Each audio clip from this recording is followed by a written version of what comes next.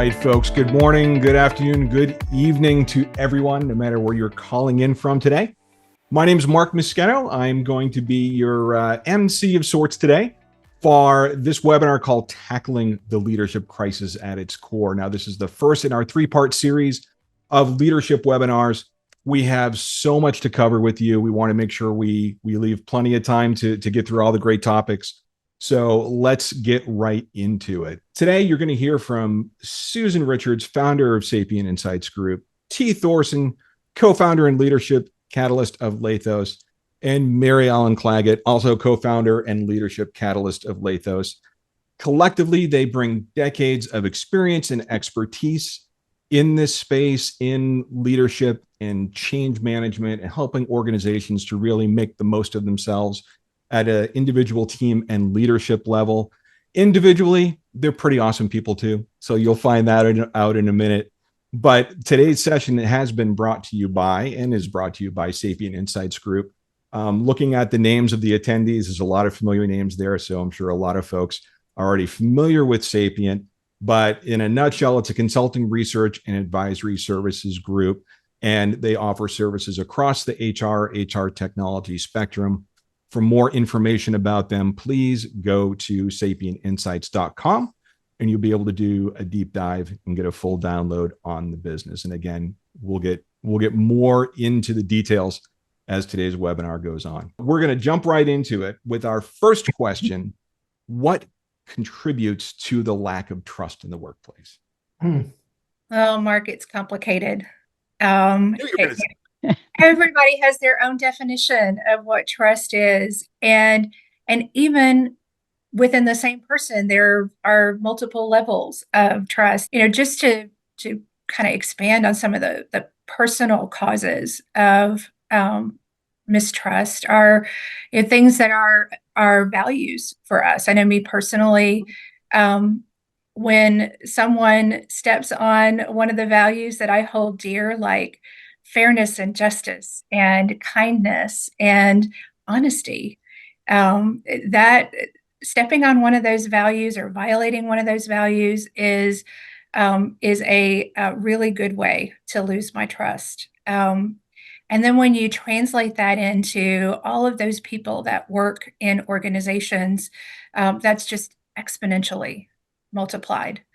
An organization that where there's a disconnect between what the organization says they value and their actions is one of the quickest way to lose trust. Other ways that we lose trust as an organization, having frequent changes in policies. And I'm not talking about change. We all go through change.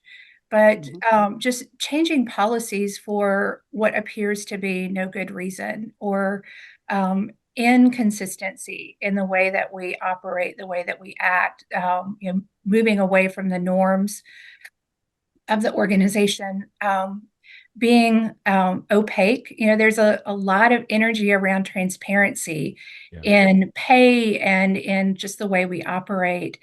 And if an organization holds everything close to the vest, if the people in the organization hold things close to the vest, that erodes trust in a very powerful way. And I think the other thing too, Susan, you mentioned values, and they're very personal. Work organizations have their values too. But as leadership catalysts and coaches, we work a lot with companies, and so some of the things we routinely hear, which maybe some of the folks on the webinar today will resonate with, it's when people can't hold confidentiality, when, as you mentioned, the actions don't follow the words, or the promises that are made aren't coming up. Being seen and being heard are ubiquitous. That is absolutely something. Feeling appreciated, and not necessarily just getting recognition, but just knowing that you are valued as an individual and that the work that you do matters. Those are things that instill trust. Managers who are approachable or available, and then add reliable on top of it, are usually hit the top of our parade right now when we talk with clients. You mean that thing about do what you say you're going to do? There you go. There you go. And what's this has been around as long as leadership, micromanagement. And micromanagement can actually erode trust sometimes, both from the individual who's being micromanaged, but also micromanaging may be an example of a leader not trusting their folks. So that's another area. And so I think at the end of the day, like we talked about, it's the infamous honesty, integrity, say what you're going to do, but also be aware and show that you care about your employees. And that, again, can be done in a variety of different ways. At the end of the day, just don't be afraid to make mistakes. Try. That's the main thing as an organization. If you're trying to instill trust, just try. That in and of itself will boost, I think, a little bit. Absolutely. Try and follow through, right? Now, yes. Let's talk a little bit about like what happens to an organization when that trust goes away. Like what are some of the bright signs that you can see that go on? Well, some of the great things right now that are happening is you can pick up any magazine and read an article on this organization is not excelling. And if you dig deeper, it's often about the signs that you would expect with trust. It's low morale, it's lack of engagement, it's the quiet quitting as they're sitting in the chair. You see communication breakdowns. I just had an example with a client where they pulled up their Zoom team meeting, asked a question, it was crickets. Nobody responded. There is almost, I'm circling my wagons. I'm going to protect what's mine. And you all are out there to do whatever you need to do, but my employees, my staff, and I are going to get the job done as we need to do it. So when you really think about it, the bottom line for companies that don't really move to establishing the trust, there's a tremendous downside to it. You're going to have high employee turnover. It's going to be expensive to recruit people in and then to train them and then to lose them because nobody's going to stay when they don't feel valued. Now, as we saw through some of the stats that leadership could potentially be a little disconnected from the rest of the organization, right? I know it never happens. I know it's shocking, but how do you really go about like effectively gauging the level of trust in your organization in a way that's kind of reliable and organic and something you can act from, right? You mean the magic wand? That's what's fascinating too, right? We talk about, you go to any kind of a conference, whether it's conversations also include people, but when it's people and it's talent, or in the HR space, it might be in the technology space. What's interesting is organizations are spending billions of dollars on tools and apps and all kinds of stuff. And it's interesting, we still have a leadership crisis. So what we at Sapient believe is that there is not, the perfect thing. The typical reaction a lot of times will be, let's do a survey. Let's survey that. And we have culture surveys, we have employee surveys, we have engagement surveys. And data is interesting, but simply gathering the data is not what's needed to fix it. Because if that were the case, why do we still have engagement issues? You look at the Gallup poll, right? Engagement hasn't shifted in years.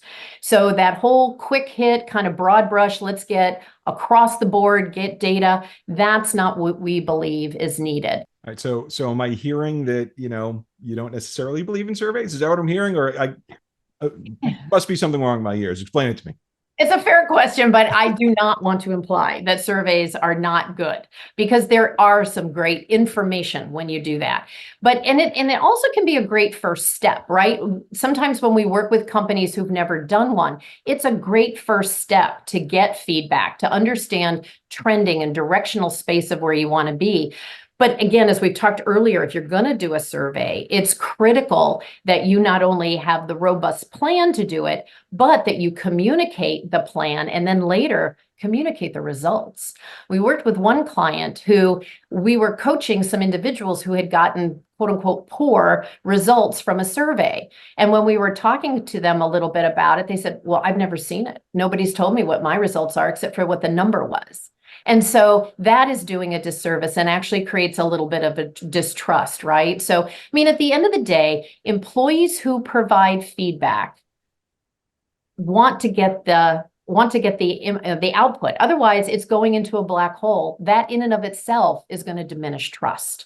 So from a survey perspective, those are our kind of views on if you're going to do it well and do it intentionally. Yeah, and I want to talk to my HR colleagues. We are the keepers of all of the people related data. So it's a great idea to take a look at that data, the trending reports. Where do you have hotspots? Where are you seeing increased turnover? Is it in a particular department, a particular division, a particular product line?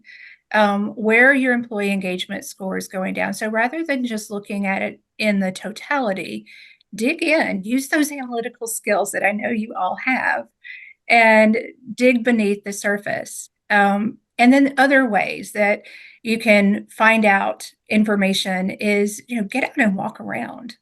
I know that's not as easy to do right now in our hybrid world, but we're all together on a Zoom call. Put together a Zoom call, some one-on-ones with your colleagues, and do focus groups. You can do those virtually or in person. So look for quantitative data and qualitative data to find out where trust is working, or where there is trust and where there's not trust. And then where there's not trust, let's do something about that. And I love the fact of augmenting a survey with those types of things too, because the last thing that you want to hear is an employee going, here comes another survey.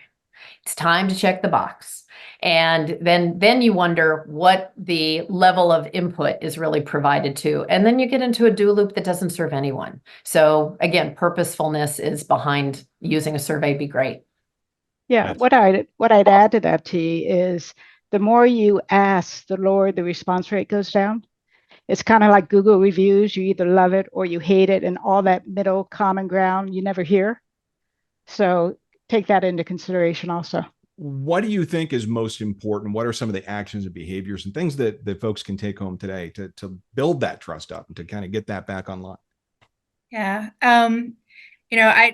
I think about things in terms of, pragmatic, what can you do on the ground level? And then I also know that we always like to have models and ways to organize our thoughts. And, there are hundreds of different models out there that talk about how to build trust and at an organizational and a personal level. And they all come down to things like looking at mutual respect. That's always number one, is, do I respect you? And do you respect me? And effective communication. And that means two-way communication, not just one-way communication. And collaboration, the willingness and the ability to work together.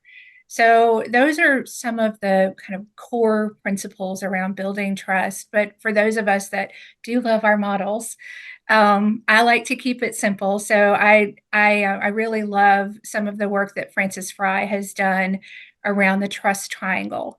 So there are essentially three elements that she says are critical to build trust. And one of them is authenticity. So do I show up as the same person over and over again? So do you know that I am being real with you?